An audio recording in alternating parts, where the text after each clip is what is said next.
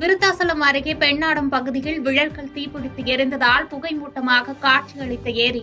புகை எரிந்ததை அடுத்து கரும்புகை எழுந்ததால் விரைவு ரயில் நடுவழியில் நிறுத்தப்பட்ட சம்பவம் பரபரப்பை ஏற்படுத்தியது.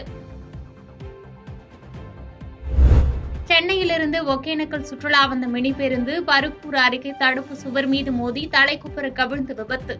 22 பேர் படுகாயமடைந்த நிலையில் சிகிச்சைக்காக அரசு மருத்துவமனையில் அனுமதி. ராஜஸ்தானில் நீடித்து வரும் வெப்பத்தால் பாதிக்கப்பட்டவர்களின் எண்ணிக்கை 4000-ஐ எட்டியது. ஜெய்ப்பூர் பல்வேறு இடங்களில் 21 உடல்கள் மீட்கப்பட்டதாக தன்னார்வ நிறுவனம் தகவல்.